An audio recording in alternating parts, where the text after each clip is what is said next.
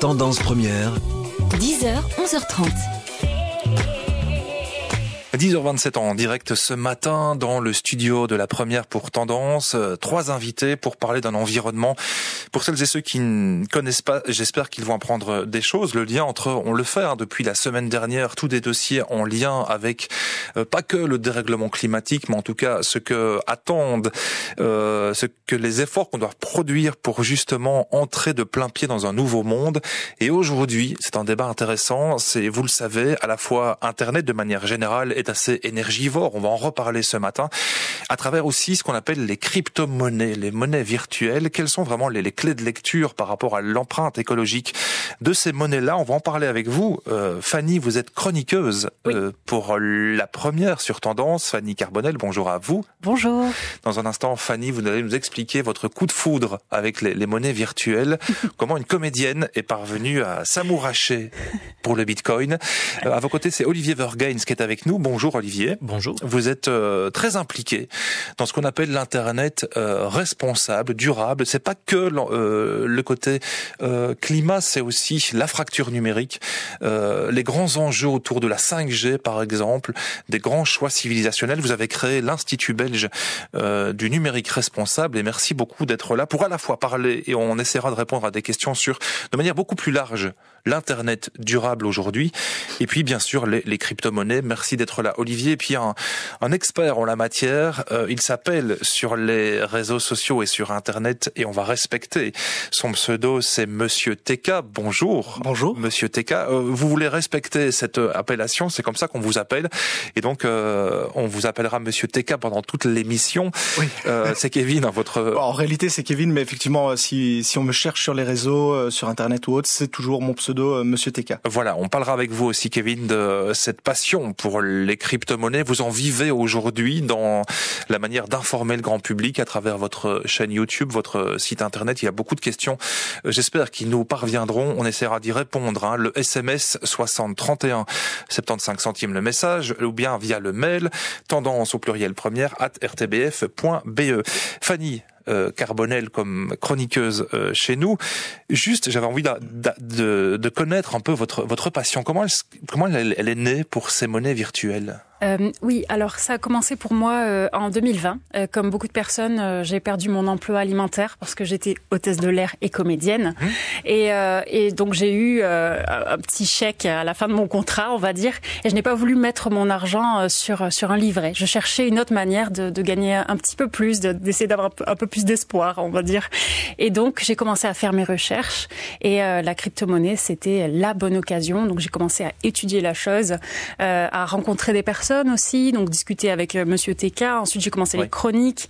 Et voilà, de fil en aiguille, je me suis améliorée. Et voilà. Au tout début, on ne parlait pas véritablement, on va y venir de plein pied dans un instant, Fanny, on ne parlait pas vraiment du débat climatique ou de cette question. On a vu qu'il y a Greenpeace qui a lancé une grande campagne justement pour que ces monnaies virtuelles, et on va en parler, changent dans leur manière de fonctionner pour réduire l'empreinte écologique. Au début, Fanny, le Bitcoin était un peu à l'écart de ces questions-là.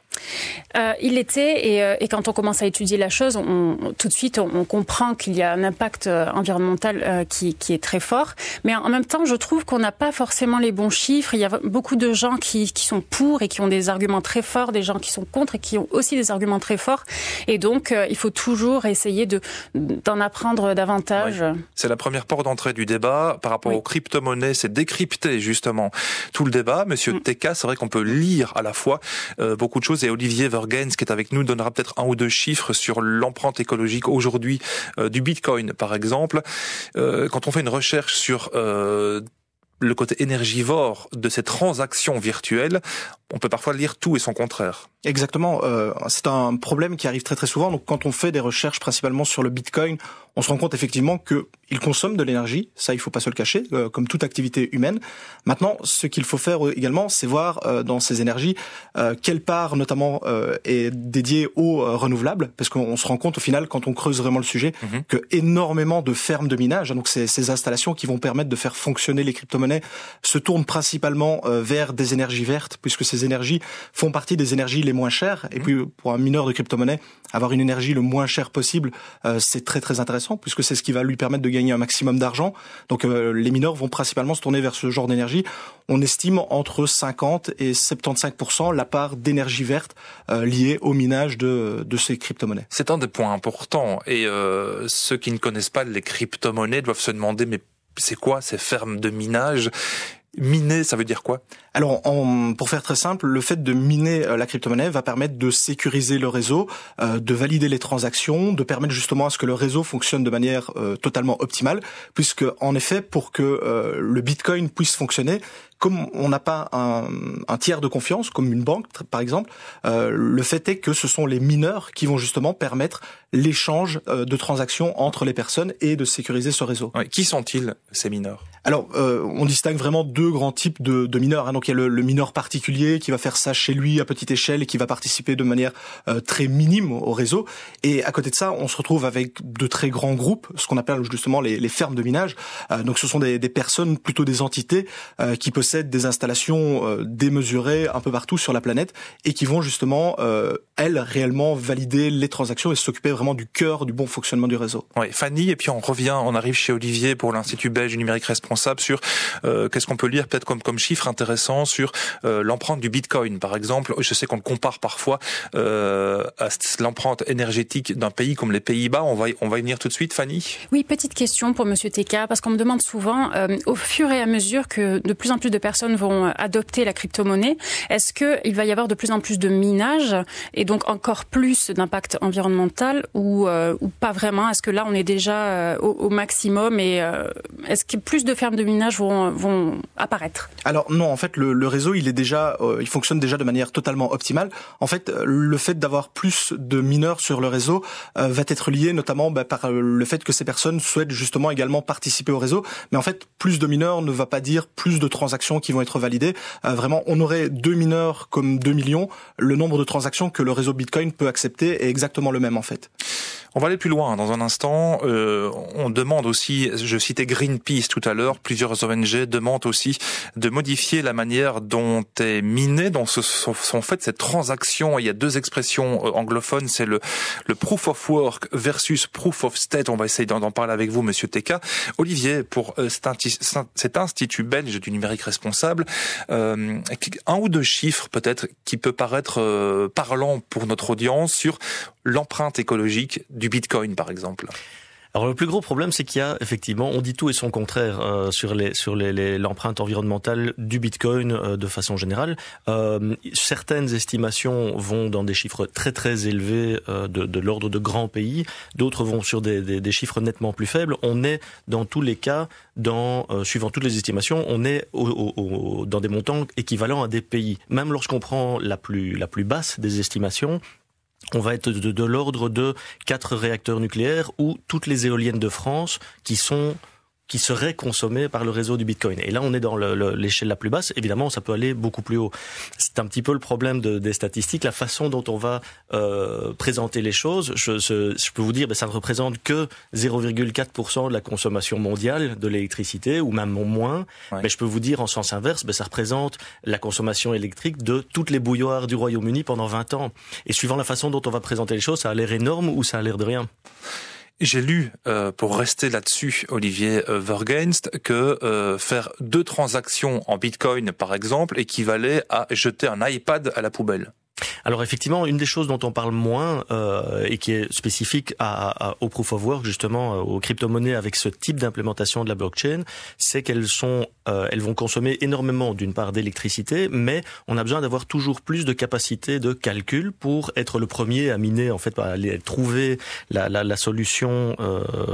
La solution de l'algorithme pour justement avoir droit à ce token et pour ça il faut avoir des équipements informatiques de plus en plus puissants. Ouais. Donc il y a un remplacement très fréquent. On tourne, d'après les estimations, on a une durée de vie des équipements de l'ordre de 1,3 ans pour les fameuses cartes qui permettent de faire ça.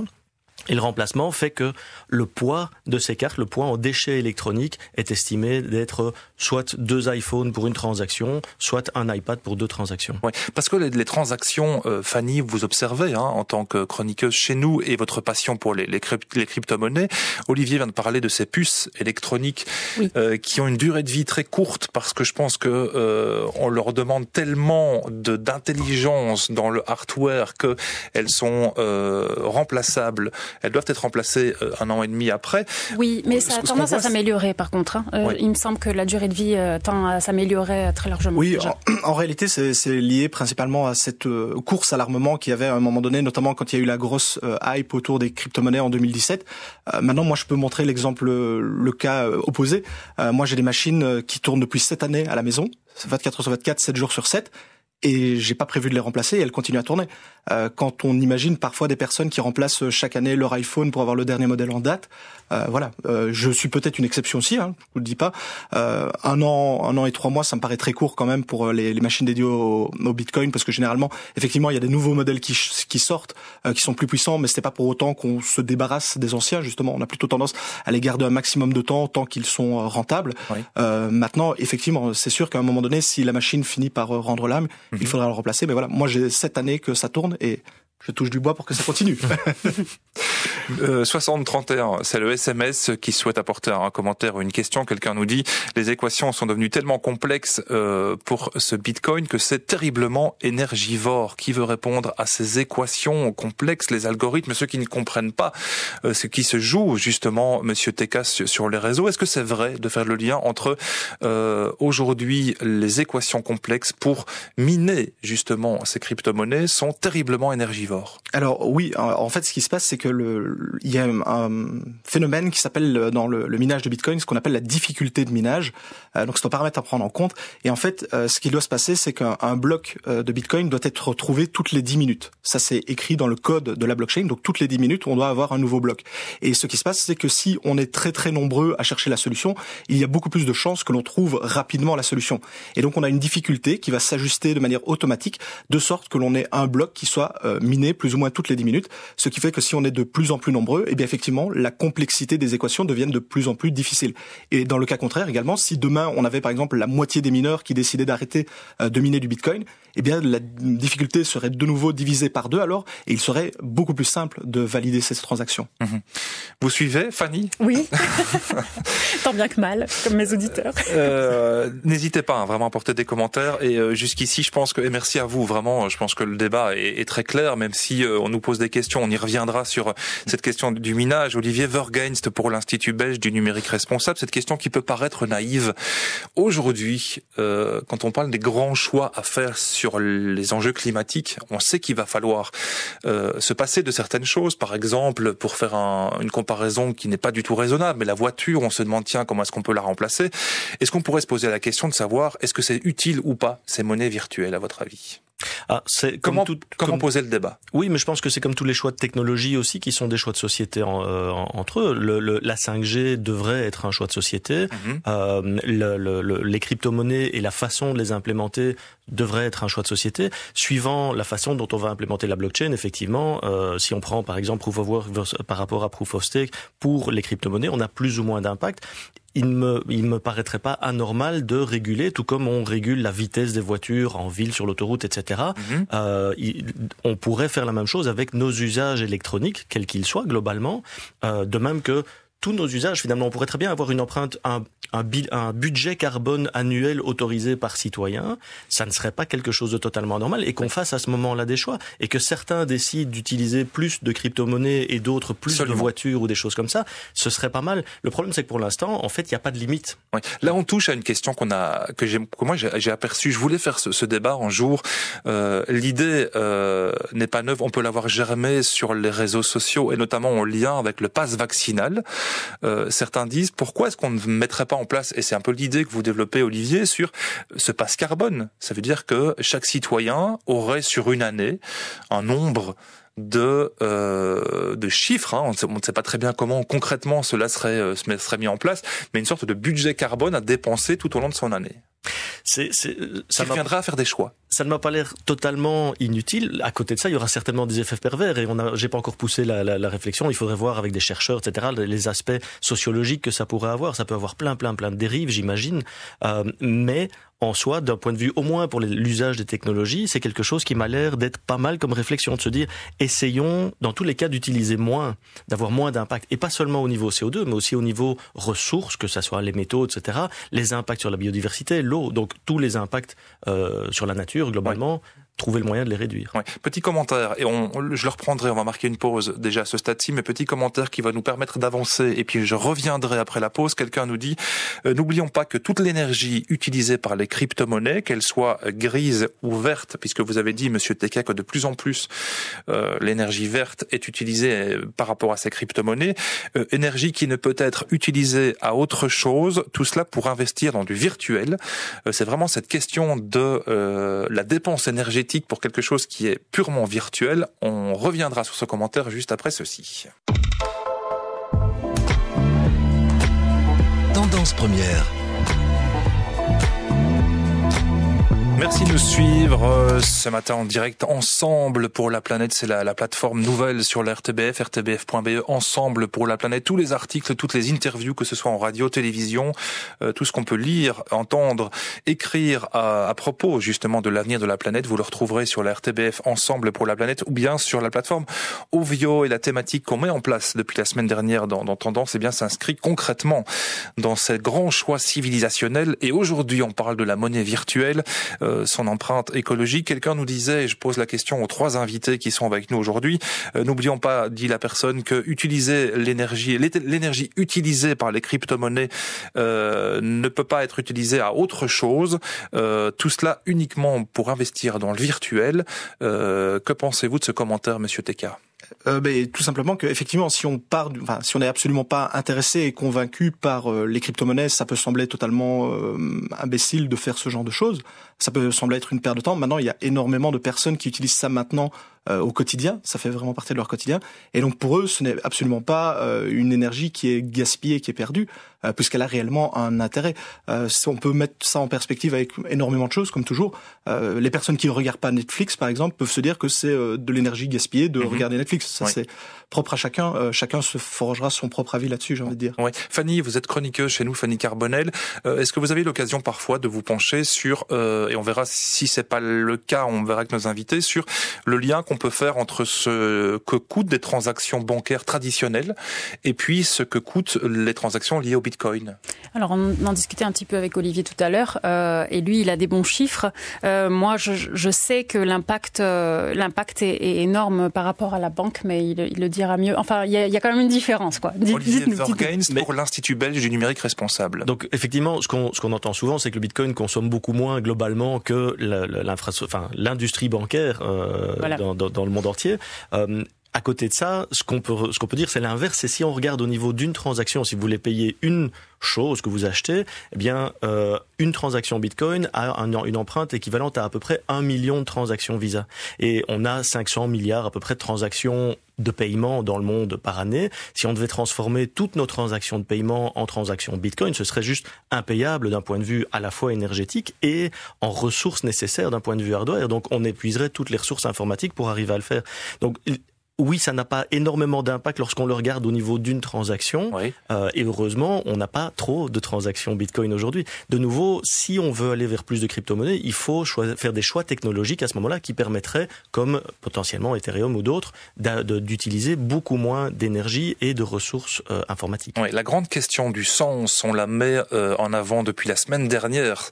Ce dérèglement climatique nous confronte dans nos actions au quotidien à est-ce que ça a vraiment du sens ce que je fais. Thibaut, auditeur, nous dit mais à quoi ça sert vraiment les crypto-monnaies, point d'interrogation, à part spéculer, effectuer des transactions cachées et enrichir des mineurs, Monsieur Teka? Alors des transactions cachées, absolument pas, puisque le gros avantage de la blockchain justement c'est qu'elle est totalement transparente. Donc utiliser les technologies blockchain, donc que ce soit le Bitcoin ou autre, pour faire des transactions cachées, ce serait une hérésie, puisque justement tout peut être tracé, tout est traçable, donc ça n'a pas d'intérêt. Enrichir des personnes, ça j'ai envie de dire que c'est propre à toute activité, malheureusement ou heureusement en fonction du côté où on se situe, capitaliste sur la planète. Donc effectivement, il y aura des personnes qui vont gagner de l'argent, il y a des personnes qui ne vont pas en gagner, ça c'est bien entendu. Et alors après l'utilisation, eh bien moi je dirais que étant dans l'écosystème maintenant depuis pratiquement 7 années, moi c'est un écosystème que je connais bien et que j'utilise maintenant au quotidien pour réaliser tout un tas d'opérations. Si demain je veux envoyer par exemple de l'argent aux États-Unis en crypto-monnaie, ça va me coûter aux environs d'€1 la transaction, même un peu moins, et la transaction va se faire en moins de 10 minutes. Vous devez faire ça, une transaction avec un cas classique, une Visa, un Mastercard ou un virement bancaire. Ça va vous coûter beaucoup plus cher en frais. Et également, si vous faites votre transaction le week-end, elle n'aura pas lieu, il faudra attendre la semaine, etc. Donc pour envoyer de l'argent au travers de la planète, ça peut être également quelque chose de très intéressant. Oui. 2 questions qui nous parviennent. Je rappelle, celles et ceux qui nous rejoignent, Monsieur TK, c'est votre nom. Oui. Sur les réseaux sociaux, sur votre chaîne YouTube, vous tenez à garder cette identité aussi par rapport à cette thématique-là. Vous donnez beaucoup, c'est votre gagne-pain aujourd'hui à part entière, beaucoup de sessions d'éducation, de formation autour des crypto-monnaies. On nous demande s'il existe des crypto-monnaies vertes. On va essayer d'y répondre. Et puis on nous demande aussi d'expliquer peut-être aujourd'hui ce que vaut un Bitcoin et qu'est-ce qu'on peut en faire très concrètement, Monsieur TK. En fait, un Bitcoin, ça peut avoir beaucoup d'utilité. Ça peut être premièrement une réserve de valeur. Ça permet également aux personnes d'être de nouveau totalement maîtres de leur argent. Puisqu'à ce moment-là, lorsque vous êtes propriétaire de votre Bitcoin, c'est un petit peu comme si vous étiez propriétaire d'un lingot d'or, si on fait le parallèle toujours entre Bitcoin, comme quoi Bitcoin serait l'or numérique. Ça permet justement de faire des transactions très rapides, à moindre frais, pratiquement pas de frais d'ailleurs pour utiliser le réseau Bitcoin. Donc ça permet tout un tas d'avantages. Je peux acheter des choses aujourd'hui ? Oui, bien sûr. Il y a même ici en Belgique, il y a de plus en plus de bars, de restaurants qui acceptent le Bitcoin comme moyen de paiement. Que vaut aujourd'hui un Bitcoin, Monsieur TK ? Alors, j'ai pas regardé ce matin, mais aux alentours des $40,000, je pense. Est-ce qu'il y a une sorte de frénésie aussi qui peut choquer parfois les grands défenseurs de l'environnement sur cet aspect spéculation ? On sait que le Bitcoin ne valait pas grand-chose il y a quelques années. Aujourd'hui, un Bitcoin vaut autour des 40 000 €. Ça peut paraître incroyable. Est-ce que vous sentez dans la communauté que vous animez parfois des interpellations sur ce côté vertigineux de la spéculation ? Bien sûr, ça c'est certain que ça fait partie, entre guillemets, j'ai envie de dire, du jeu, malheureusement ou heureusement, encore une fois, en fonction du côté où on se situe. Il y a de la spéculation sur les crypto-monnaies. C'est d'ailleurs principalement pour cela que les personnes sont intéressées, le fait de faire fructifier ces investissements. Maintenant, derrière tout ça, derrière l'aspect vraiment purement spéculatif, si on s'intéresse à la technologie qu'il y a derrière, donc la technologie blockchain, on se rend compte que malgré l'aspect spéculatif, il y a des choses qui sont très très intéressantes et très intéressantes notamment pour l'avenir et pour le développement de tout l'écosystème qui gravite autour. Y a-t-il, on va essayer d'y répondre, y a-t-il des crypto-monnaies vertes ? Olivier Vergeinst, vous avez créé l'Institut belge du numérique responsable, vous êtes très attentif à ces questions de la régulation aussi d'Internet sur ces questions-là. Est-ce qu'il va être facile pour le législateur pour l'État justement, d'un moment donné, on a parfois l'impression que toutes ces transactions nous échappent. Est-ce que ça va être facile peut-être d'encadrer d'un point de vue durable toute cette technologie très très complexe ? Je pense que non. Actuellement, en tout cas, les législateurs ont l'air très démunis par rapport à la complexité, en particulier en Europe. On a une tendance en Europe à beaucoup plus réguler, légiférer, etc., que par exemple aux États-Unis. On a aussi souvent un retard technologique, et donc ça n'a pas l'air d'être quelque chose de simple, effectivement, aujourd'hui. Mais de nouveau, si on regarde de façon plus générique, il y a très peu d'encadrement législatif sur les utilisations des technologies, quelles qu'elles soient, finalement. Pas spécialement du Bitcoin, mais tous nos usages. Il y a très très peu de régulation aujourd'hui. Il y en a qui commencent à arriver sur la réparabilité des équipements, des choses comme ça. Ça vient tout doucement. Oui. Petite question, et bien sûr, on va répondre à crypto-monnaie verte, évidemment. Juste sur, et là, ça permet de faire le lien aussi avec une thématique qu'on abordera ce matin, pas dans le détail parce que le temps passe, qu'on voulait entrer d'abord par les crypto-monnaies, mais sur l'Internet plus vert au sens large. Olivier Vergeinst, on sait qu'aujourd'hui, les serveurs pour envoyer nos mails, pour regarder effectivement Netflix, cette plateforme pour ne pas la citer, pour la 5G, on sait que c'est extrêmement, pour la crypto-monnaie, extrêmement énergivore. Aujourd'hui, est-ce qu'on peut dire que c'est vraiment un des grands enjeux civilisationnels aussi, c'est d'avoir cette maîtrise, cette réduction de l'empreinte carbone des serveurs? De l'empreinte carbone et des autres impacts environnementaux. Je tiens toujours à y revenir parce qu'il y a vraiment beaucoup d'impacts qui ne sont pas liés directement à l'empreinte carbone ou à la consommation électrique, mais vraiment à la fabrication de tous ces équipements. Oui, c'est certainement un enjeu. On a une digitalisation du monde qui continue très rapidement. Quelles que soient les études, ce que ça nous montre, c'est qu'on a une augmentation de l'ordre de 6 à 9% des impacts environnementaux du numérique, et on pourrait arriver à des chiffres nettement supérieurs au transport globalement, du point de vue des impacts liés au numérique. Il y a à côté de ça d'énormes bénéfices aussi qui viennent du numérique, et il y a de plus en plus d'études, il y a pas mal d'études d'ailleurs qui nous disent qu'on a plus de bénéfices que d'impacts. Le problème, c'est que les bénéfices dont on parle ne sont pas liés aux impacts. La plupart des impacts qu'on a sont liés aux équipements des utilisateurs, à nos smartphones, nos tablettes, nos montres connectées, l'Internet des objets, le frigo qui va vous dire si vous devez commander du lait, des choses comme ça. Ouais. On a beaucoup plus d'impact qui vient de là que des data centres. Finalement, les data centres sont de plus en plus efficaces. Et donc, toute la partie digitalisation est ce qui nous permet, grâce au digital, de réduire l'empreinte des bâtiments, des voitures, des transports, des choses comme ça. Ça, c'est un domaine. Et à côté de ça, on ne parle pas des impacts liés à nos équipements, finalement. Et c'est là-dessus qu'on doit travailler. Donc, acheter moins, garder plus longtemps, c'est vraiment ça où on peut jouer en tant que citoyen. Ça va être sur la quantité d'équipements qu'on achète, éviter les gadgets, les choses comme ça. Oui. Les garder le plus longtemps possible. Si on ne les utilise plus, leur donner une deuxième vie. C'est là où on va avoir pas mal d'impacts positifs en tant que citoyen sur son empreinte environnementale. Magnifique transition douce, je trouve, par rapport au deuxième sujet qu'on met en avant ce matin. Merci beaucoup, Olivier. Fanny, vraiment, Carbonel, comme chroniqueuse sur la première, vous arrivez depuis septembre avec des chroniques sur les monnaies virtuelles. On nous demande tout simplement s'il existe aujourd'hui des crypto-monnaies qui seraient labellisées ou étiquetées vertes. Est-ce que c'est possible ? C'est possible, on tend vers ça aussi. Ensuite, on parlait de la différence entre le proof of stake et le proof of work. Il est vrai que le proof of stake est quand même beaucoup moins énergivore que l'Ethereum, qui est la deuxième monnaie la plus importante dans toute la sphère des crypto-monnaies, va passer vers ce proof of stake, qui est donc une nouvelle manière de sécuriser le réseau. Donc, au fur et à mesure, il y a beaucoup plus de monnaies qui tendent vers ça, plutôt que le proof of work. Monsieur Teka, je le disais en tout début d'émission, on va faire à ce stade-ci la distinction en quelques secondes, c'est votre expertise. Proof of work et proof of stake, on parle de quoi ? Alors, pour faire très simple, le proof of work, donc c'est la preuve de travail, et donc c'est le fait justement de devoir, pour les mineurs, donc de se battre entre eux, entre guillemets, pour trouver la solution d'une équation. C'était la solution de l'équation de l'algorithme. Et le proof of stake, donc c'est la preuve d'enjeu. Ici, en fait, les personnes vont détenir une certaine quantité de jetons de la crypto-monnaie en question. Donc, dans le cas d'Ethereum, il faudra détenir des Ethers, 32 Ethers. Et avec ces 32 Ethers, il sera possible de monter ce qu'on va appeler un nœud. Et en fait, c'est ce nœud qui va valider des transactions. Donc ce nœud, c'est un serveur également hébergé dans un data center qui lui va s'occuper de cette validation des transactions. Et le proof of stake serait moins énergivore que le proof of work. Largement moins énergivore. C'est une autre technologie. C'est une technologie qui est plus récente, plus nouvelle, qui apporte avec elle également donc des avantages, également des inconvénients. Mais au niveau des avantages, on a vraiment ce côté effectivement beaucoup moins énergivore. Ouais. Il restera une troisième partie et dernière à notre dossier ce matin. 6031, c'est le SMS. 75 centimes le message. Le mail, c'est tendance au pluriel première@rtbf.be. On abordera tout à l'heure, juste après le journal de 11h, une question essentielle sur aujourd'hui.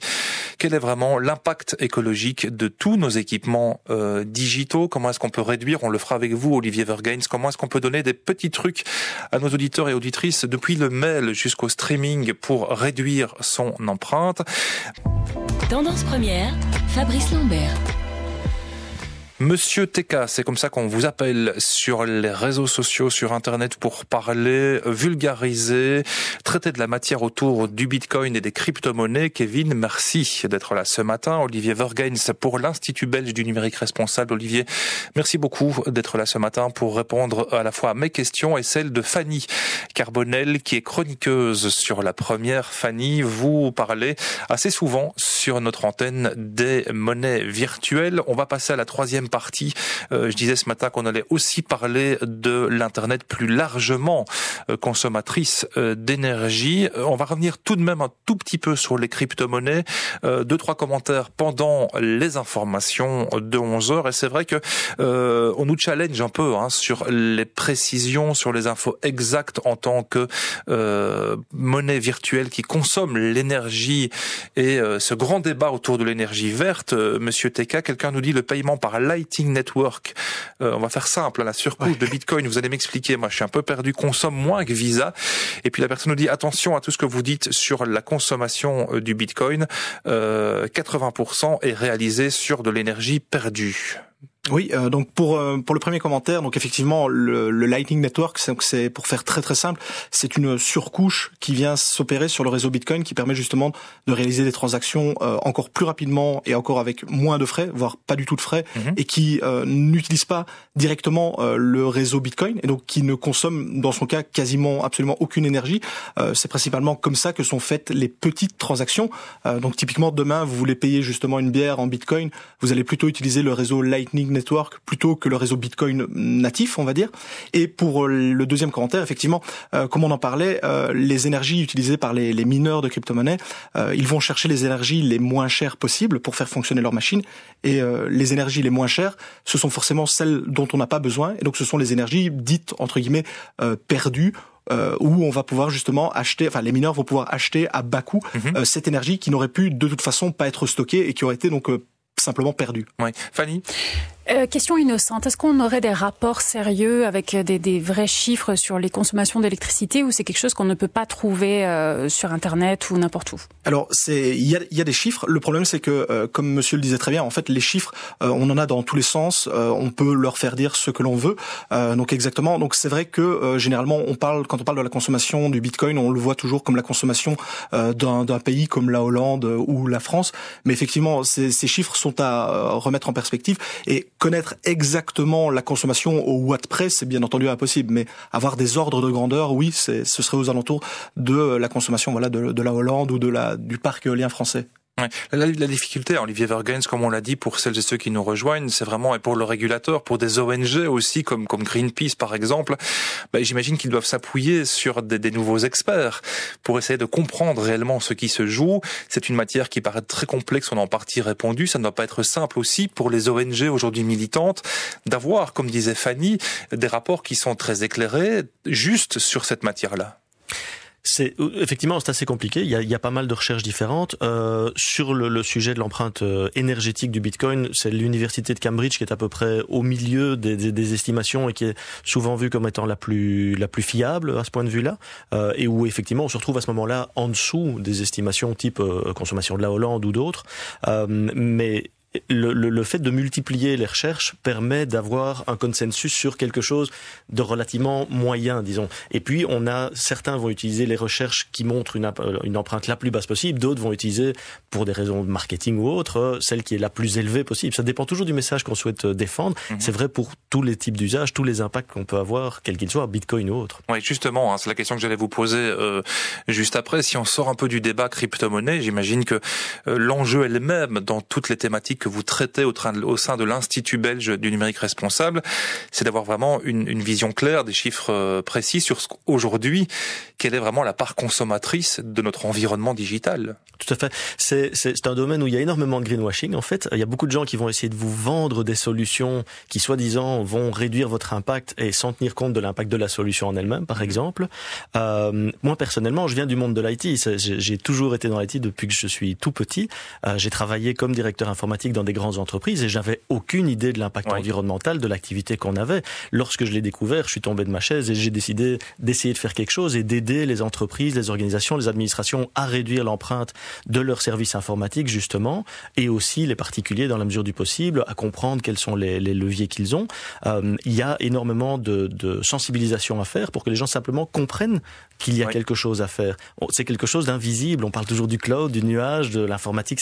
Vous prenez un smartphone, ça n'a l'air de rien, c'est tellement beau, c'est tellement léger, c'est tellement simple. Et en réalité, derrière ça, on va bouger des centaines de kilos de roches, on va utiliser des milliers de litres d'eau pour purifier ces roches, etc. On a plein d'impacts avec un objet tout bête, tout simple.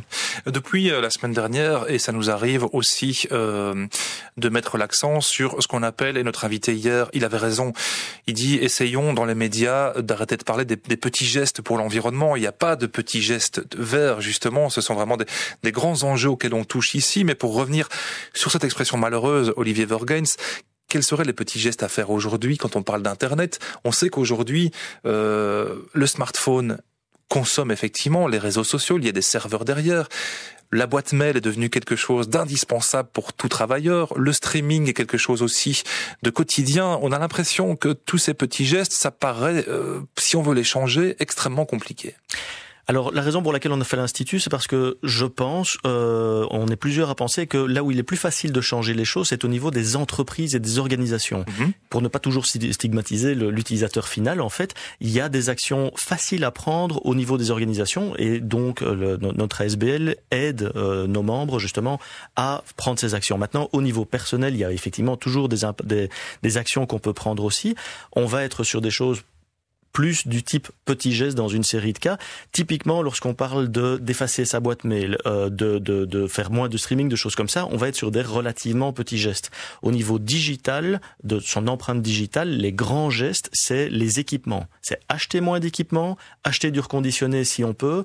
Si on n'a plus besoin de ces équipements, leur donner une deuxième vie en les revendant, en les faisant reconditionner, des choses comme ça. Surtout ne pas les garder dans ces tiroirs. Et puis, in fine, si on ne sait plus rien en faire, à ce moment-là, s'assurer qu'ils sont recyclés. Mais il faut savoir que par exemple un smartphone contient à peu près 60 métaux différents, on est capable aujourd'hui d'en recycler seulement 17. Donc le recyclage c'est vraiment la fin de la fin, il faut d'abord essayer d'utiliser le plus longtemps possible. Les vrais gestes environnementaux pour le numérique, c'est acheter moins, garder plus longtemps. Ouais, quelqu'un nous dit aussi le travail des industriels. Je n'aurai pas le temps de détailler le commentaire que cette personne, c'est Philippe, qui nous envoie un commentaire très large sur ce que consomment aussi nos appareils électroménagers en câble. Nous dit-il, si on veut les connecter dans un futur immédiat à Internet, ça va être terrible. Il nous dit, quand est-ce que les industriels vont sortir de cette consommation forcée ? Vous parlez des entreprises, Olivier, des particuliers. Est-ce qu'on voit aussi des choses qui avancent dans le cœur des ingénieurs, des industriels qui mettent tous nos objets aussi à disposition?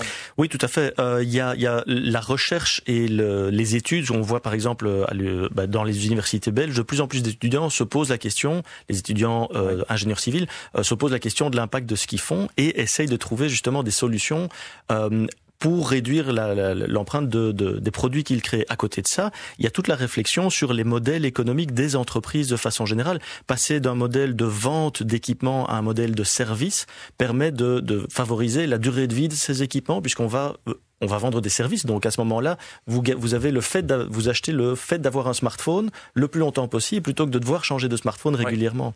Donc c'est vraiment un changement de paradigme.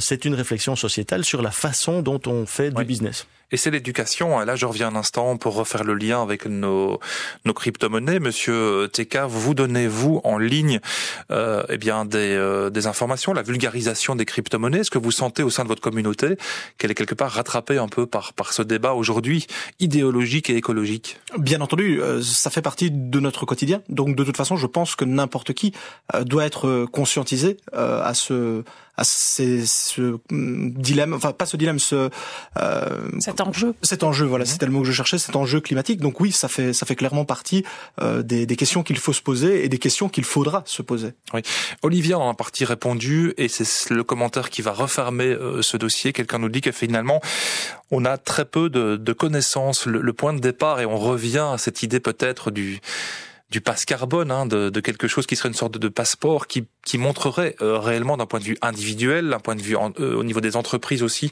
quelle est véritablement, concrètement, mon empreinte écologique. Olivier Vergens, quelqu'un nous dit, au quotidien, c'est difficile de mesurer quelle est mon empreinte numérique. Tout à fait. Il y a différents outils qui existent, mais qui pêchent effectivement par manque de connaissances. Il y a beaucoup de recherches, de plus en plus de recherches à ce sujet-là. Laisser dormir, vous l'avez dit, laisser dormir des mails trop lourds par exemple, sur son compte? Ça n'a quasiment aucun impact. Ok. En fait, effacer ces emails, c'est très bien si on dit, je vais effacer tous les emails d'avant 2020, par exemple. Oui. Et d'un seul coup, on les efface. Mais si vous les passez un à un en revue pour décider celui que vous effacez, vous avez plus d'impact en l'effaçant qu'en le gardant. D'accord. Envoyer un email consomme plus que de le garder pendant 2 ans. Donc il vaut mieux moins envoyer d'emails, envoyer des emails à moins de personnes, ne pas mettre des pièces jointes, des choses comme ça. Là, vous avez un impact direct. On souligne, évidemment, je termine là-dessus, le travail que vous faites, et j'insiste, je tape sur le clou volontairement avec vous, Olivier, pour y rester, encore et encore, éduquer. Et peut-être déjà les tout petits, on sait qu'aujourd'hui c'était pas notre cas. À nous autour de la table, je crois pas trop me tromper sur les dates de naissance, qu'on appelle les digital natives. On n'en fait pas spécialement partie. Olivier Vergenst, est-ce que ça ne commence pas aussi par dans les écoles primaires de les sensibiliser à justement l'impact écologique de leur environnement qui leur est naturel, qui est digital? Alors certainement, maintenant la difficulté c'est de trouver le bon moyen pour aller dans les écoles primaires, c'est peut-être un petit peu compliqué aujourd'hui en tout cas, mais nous le faisons déjà dans des écoles secondaires, dans des hautes écoles, des universités, à chaque niveau il faut éduquer, et en particulier aussi dans les organisations. Je pense que l'éducation à travers l'organisation, les collaborateurs apprennent aussi pour leurs usages personnels grâce à ce qu'ils apprennent au bureau. C'est là qu'on essaye d'avoir un effet levier sur la société aujourd'hui. Merci vraiment beaucoup à tous les trois. Olivier Vergenst pour l'Institut belge du numérique responsable. On trouve pas mal de conseils. Qui vous êtes aussi, charte, ressources de votre site sur l'adresse isit-be.org. Vous trouverez bien sûr sur la page Tendance Première toutes ces informations. Merci beaucoup à vous, Monsieur Teka. Vous donnez beaucoup de conseils et je pense qu'on va beaucoup vous embêter aussi sur ces questions écologiques dans les mois qui viennent. On vous réinvitera. Merci beaucoup d'avoir fait cet effort de vulgarisation ce matin sur notre antenne. Et puis Fanny, bien sûr, on se retrouve bientôt. Merci. Pour les crypto-monnaies. Vous avez eu des idées ce matin Oui, je vais parler du Salvador la prochaine fois. D'accord. Donc la monnaie légale là-bas. La première fois que le Bitcoin est devenu monnaie légale, ça s'est passé au Salvador. Et à côté de toutes ces monnaies virtuelles, on y reviendra aussi à ce qu'on appelle les monnaies réelles, qui sont des monnaies locales, qui peuvent aussi être une pierre dans l'édifice d'une meilleure civilisation. Merci beaucoup. 10h, 11h30. Fabrice Lambert. Sur la Première.